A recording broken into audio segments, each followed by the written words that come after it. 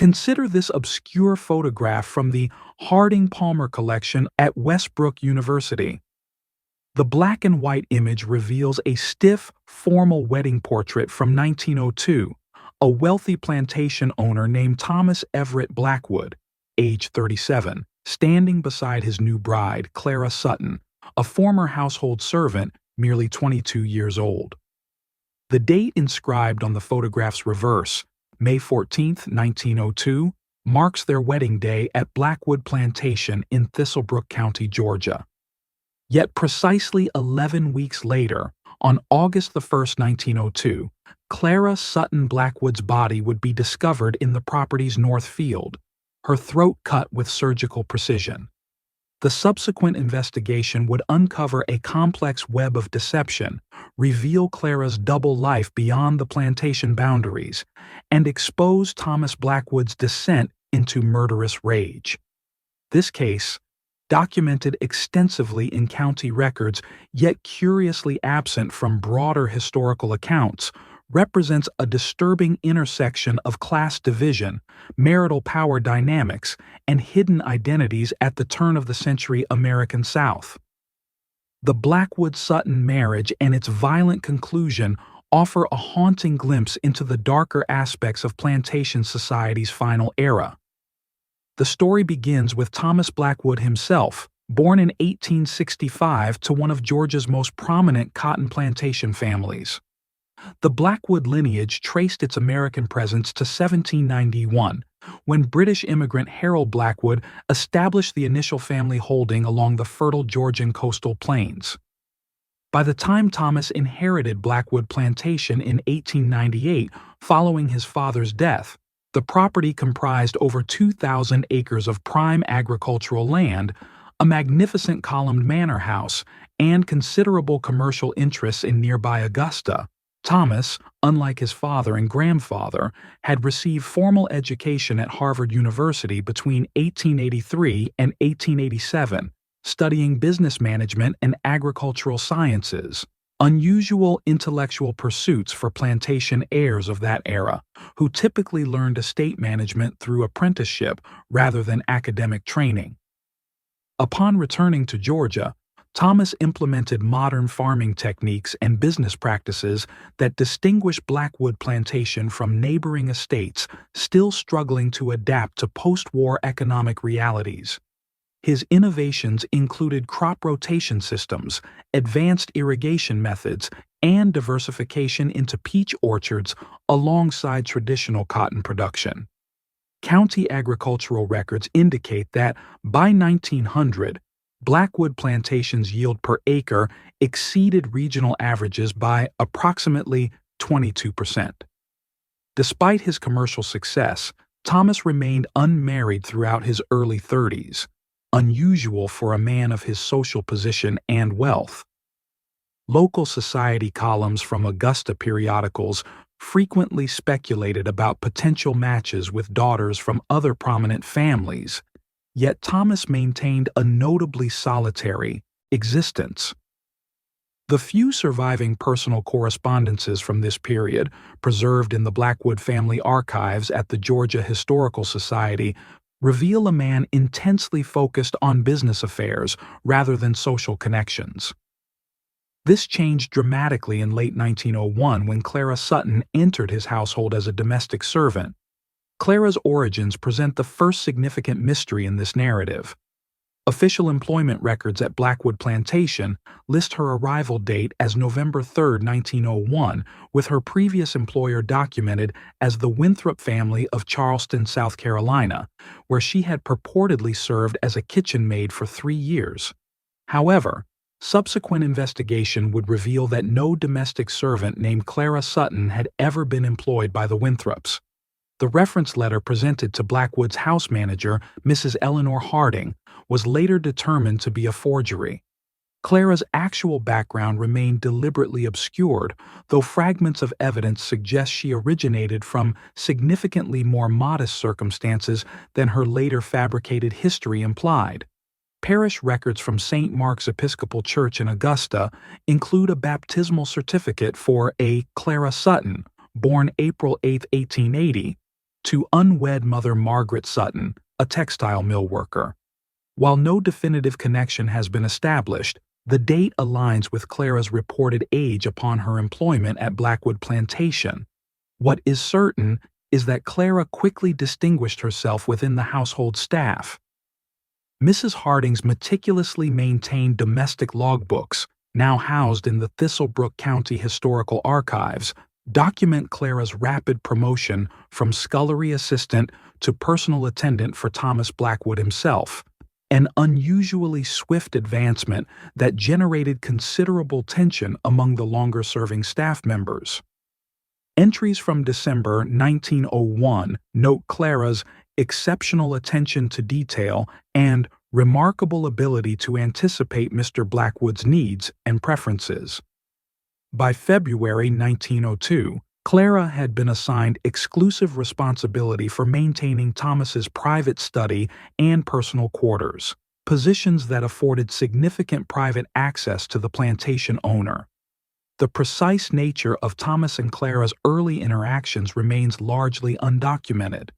However, surviving accounts from household staff, later recorded during the murder investigation, describe a gradually evolving relationship characterized initially by Thomas's appreciation for Clara's efficiency, followed by increasing instances of private conversation, and eventually preferential treatment. Housekeeper Eleanor Harding's testimony to county investigators, dated August 5, 1902, recounts, Mr. Blackwood began requesting Clara specifically to deliver his evening meals to his study rather than having them served in the dining room, as had been his custom for years. By late February, these private meals sometimes extended for hours, with Clara not returning to the servants' quarters until well after the household had retired. The courtship, if it can be characterized as such, progressed with remarkable speed.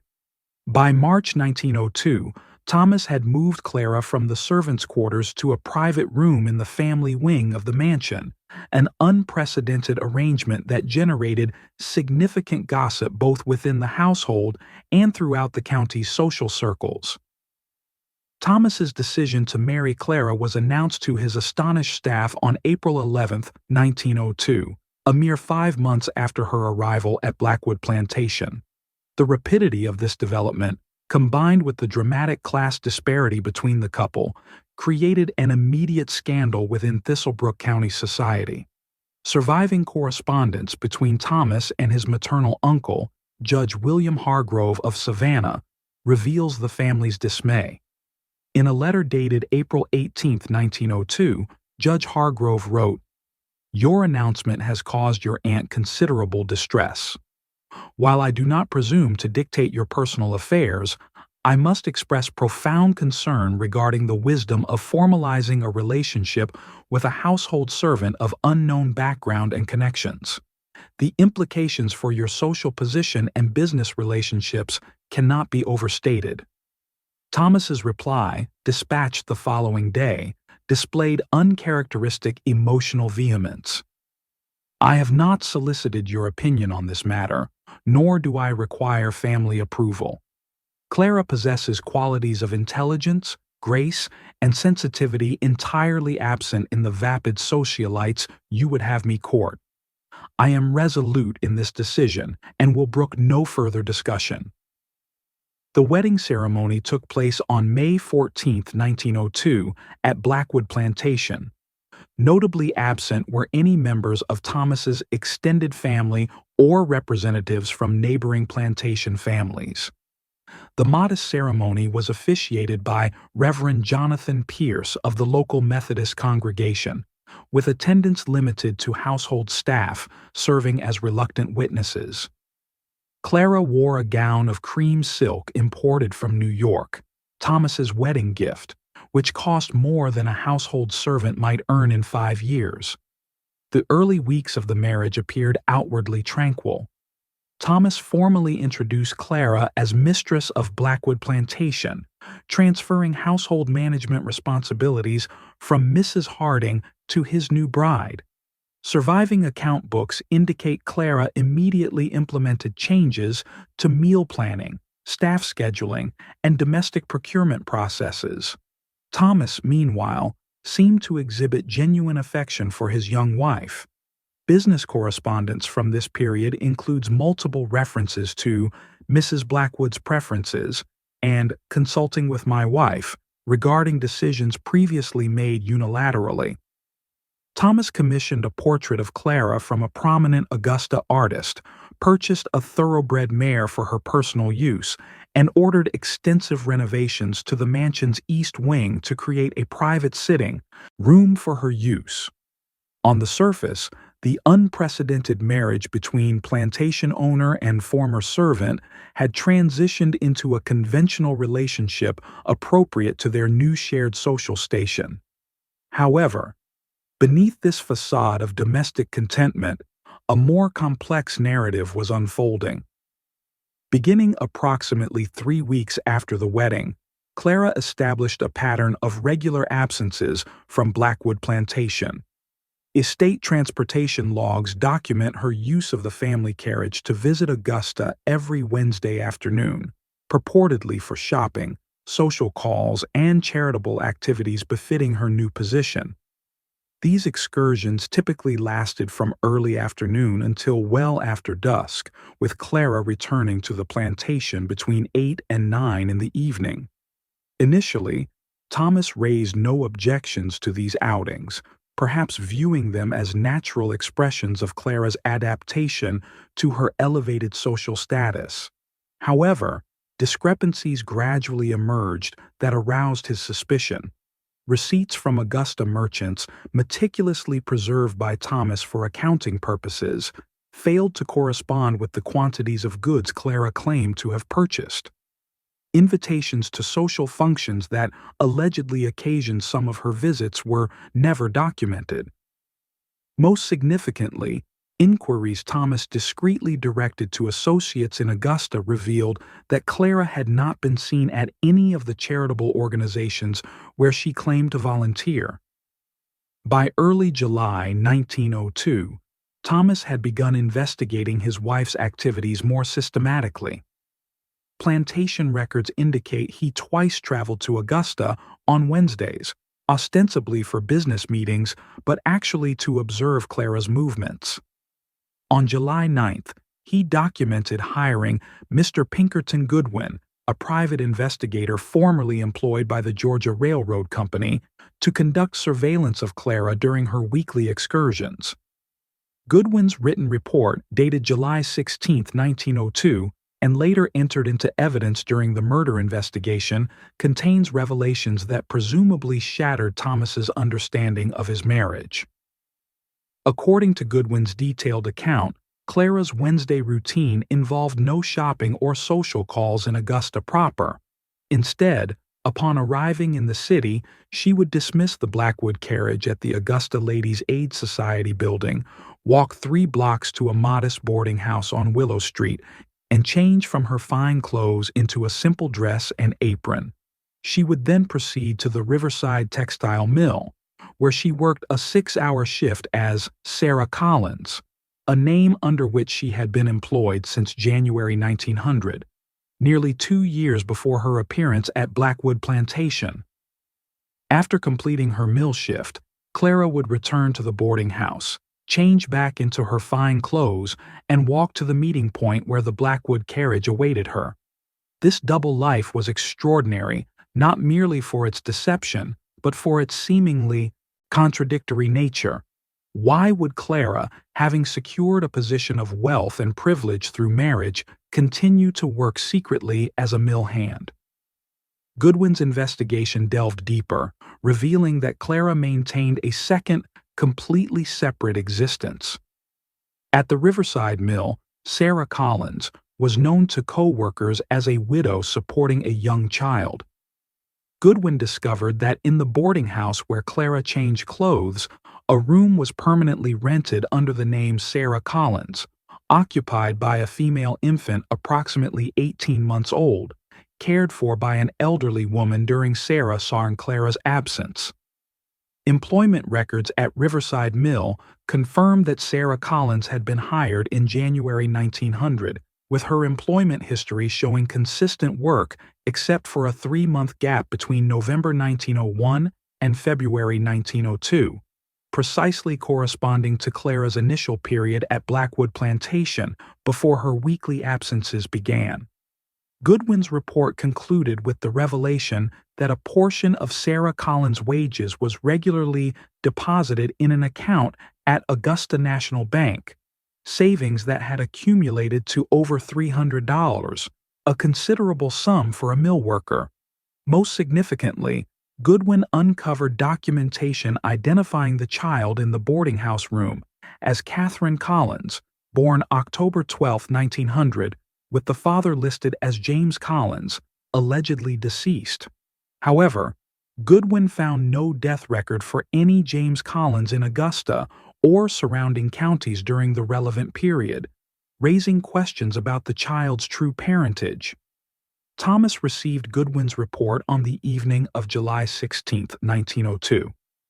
What transpired between Thomas and Clara following this revelation remains largely conjecture, as Thomas destroyed many household documents in the aftermath of subsequent events.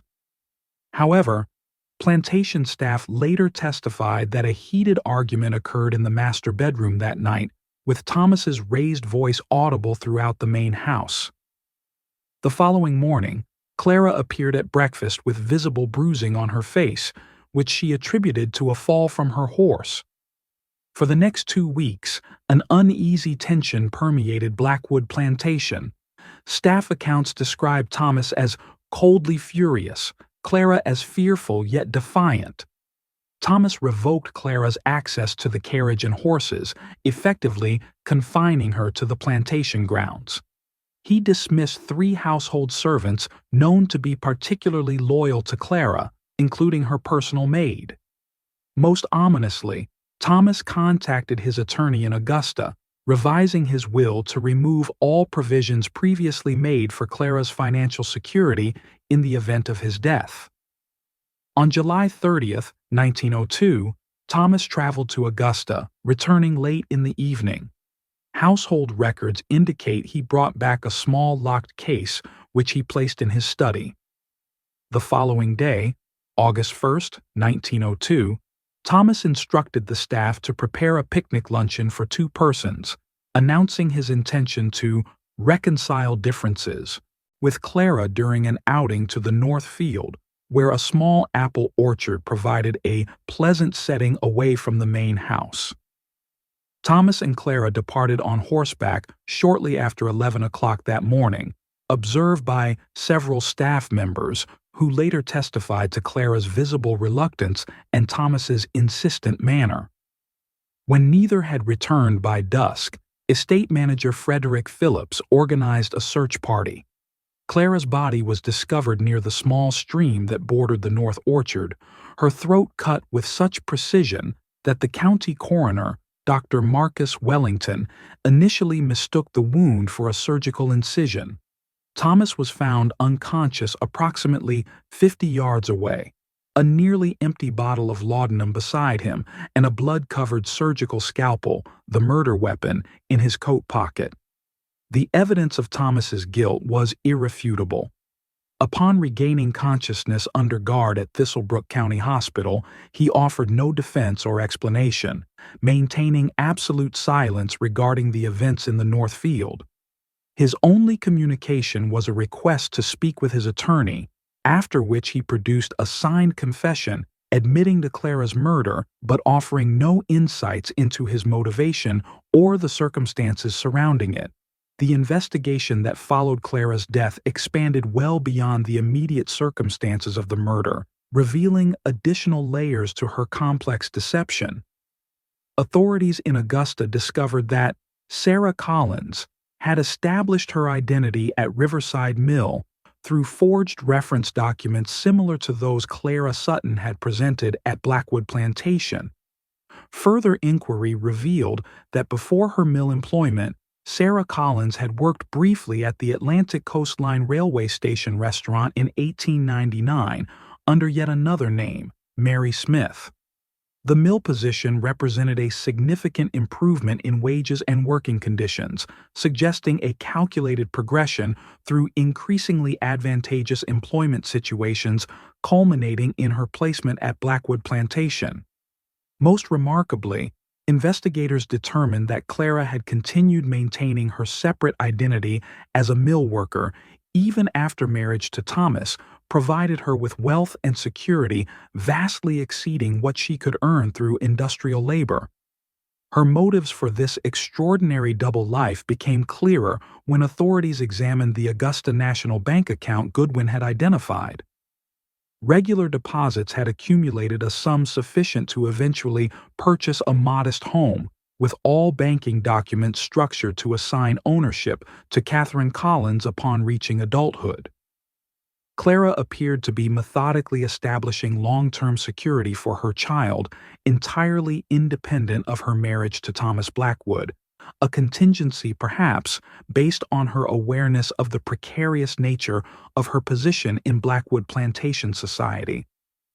The child, Catherine, presented additional mysteries. No birth record existed in Augusta hospitals, suggesting she may have been born elsewhere or delivered without medical attendants. The boarding house proprietress, Mrs. Vivian Morales, informed investigators that Sarah Collins had arrived with the infant in January 1900, claiming to be a recent widow from Charleston. However, the timeline created a significant inconsistency. If Catherine was born in October 1900 as stated on her savings account documentation, she could not have been present when Clara Sarah first rented the boarding house room. This discrepancy suggested further fabrications in Clara's complex narrative constructions. Thomas Blackwood never stood trial for the murder of his wife. On August 11, 1902, while awaiting formal arraignment in the Thistlebrook County Jail, he used a concealed leather belt to hang himself in his cell. His suicide note, addressed to his attorney, contained only 6 words: "The child is not my concern." This cryptic statement has generated considerable speculation among historians examining the case. The most probable interpretation suggests Thomas believed Clara had deceived him regarding Catherine's existence and parentage, perhaps presenting herself as childless during their courtship. Whether Thomas might have responded differently had Clara disclosed her maternal status from the outset remains an unanswerable question. In the aftermath of these deaths, the fate of Catherine Collins reveals the rigid social structures that constrained women like Clara. With no legitimate claim to Blackwood inheritance, the child remained at the Augusta boarding house under the care of Mrs. Morales, supported by the savings Clara had accumulated. Court records indicate that, in October 1902, Catherine was formally placed under the guardianship of Mary Sutton Phillips, likely a relative of Clara's, though the precise relationship was never documented. The child and her guardian subsequently relocated to Baltimore, Maryland, effectively vanishing from historical record. Blackwood Plantation, meanwhile, passed to Thomas's cousin, Richard Hargrove, who sold the property in 1903. The main house was destroyed by fire in 1921, and the land gradually subdivided for commercial development during the mid-20th century. Today, only the small family cemetery remains, surrounded by a retail complex, a modest stone marker bearing the Blackwood name, but no reference to Clara. The Blackwood-Sutton case exemplifies several significant themes in turn-of-the-century Southern society.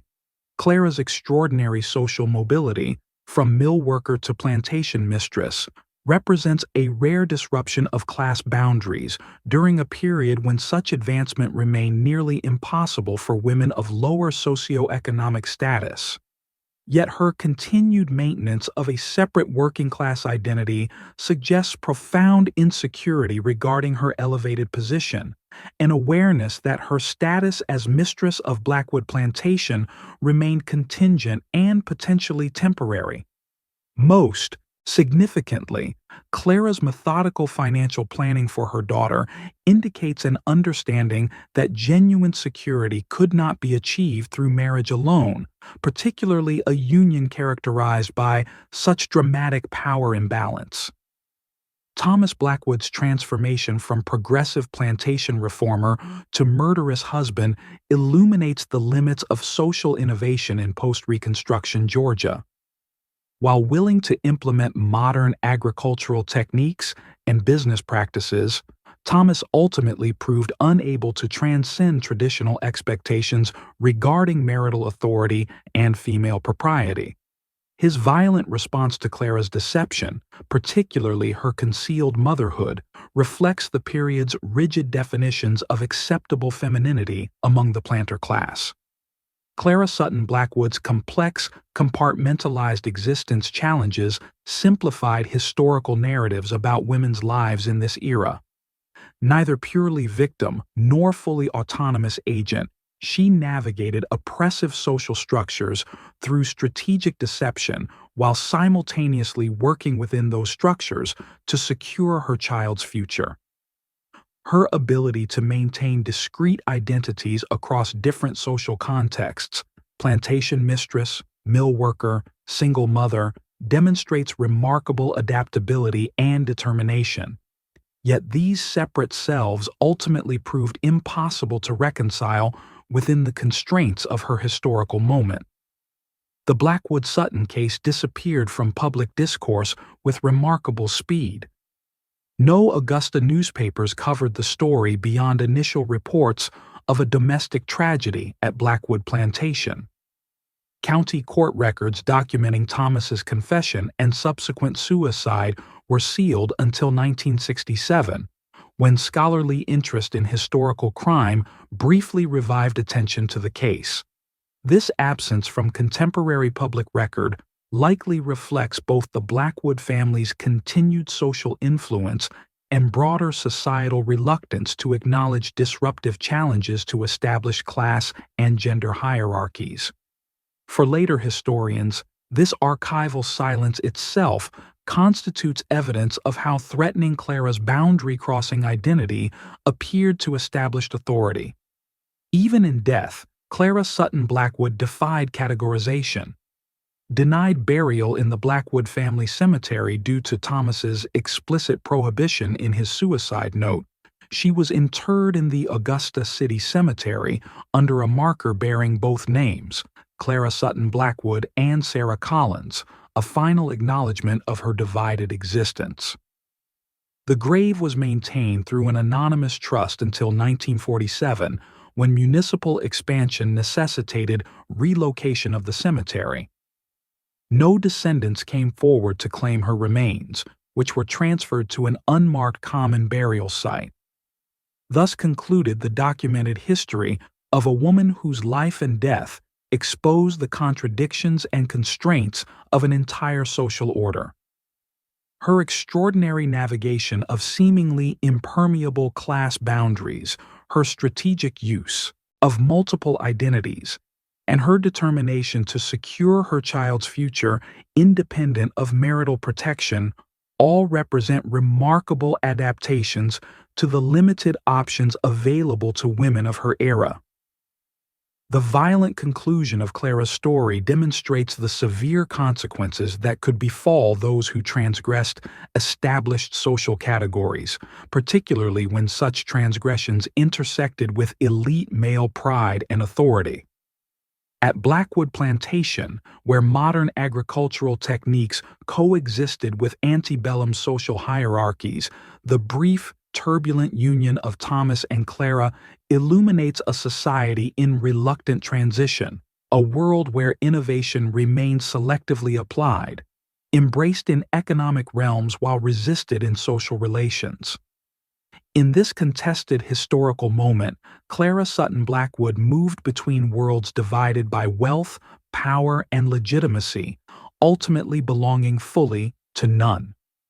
Her fragmented identities, mistress, worker, mother, could not be integrated within existing social frameworks, making her extraordinary life possible only through strategic concealment and compartmentalization. The discovery of her deception transformed her from valuable possession to existential threat in Thomas's perception, triggering violence that reinforced boundaries her presence had temporarily destabilized. The narrative of Clara Sutton and Thomas Blackwood remains preserved primarily through institutional documentation, court records, business ledgers, banking transactions, with the personal dimensions of their relationship largely absent from historical record. We cannot know with certainty what emotional complexities might have existed between plantation owner and former servant, what genuine affections might have accompanied their mutual manipulations, or what might have transpired had Clara's deception remained undiscovered. This archival silence itself constitutes a final constraint on Clara's story, limiting our understanding just as social conventions limited her options. What remains clear is that in the fading twilight of plantation society, a young woman named Clara Sutton briefly transcended boundaries of class and status through extraordinary determination and calculated risk. For 17 weeks as mistress of Blackwood Plantation, she occupied a position of privilege almost entirely inaccessible to women of her background, all while maintaining connection to her previous identity and methodically building security for her child. That this remarkable achievement ended in violence reflects not personal failure, but the formidable resistance such boundary crossing inevitably encountered. The dual graves of Clara Sutton Blackwood and Sarah Collins, one marked with marble in a prominent cemetery, the other unmarked and eventually displaced, symbolize the divided existence she navigated and the historical ambivalence her story continues to evoke. She remained simultaneously victim and strategist, exploited and exploiting, her complex humanity resisting the simplified categorizations her society demanded, and perhaps our historical analysis still imposes. In the fertile fields of Blackwood Plantation, where Georgia clay once nourished cotton, cultivated through innovations Thomas introduced, no physical evidence remains of either plantation owner or servant bride. Their brief, volatile intersection has faded into archival obscurity, preserved primarily through the documentary fragments that enable this reconstruction. Yet their story illuminates persistent questions about power, identity, deception, and the unequal consequences of transgressing social boundaries, questions that transcend their specific historical moment and continue to resonate in contemporary society.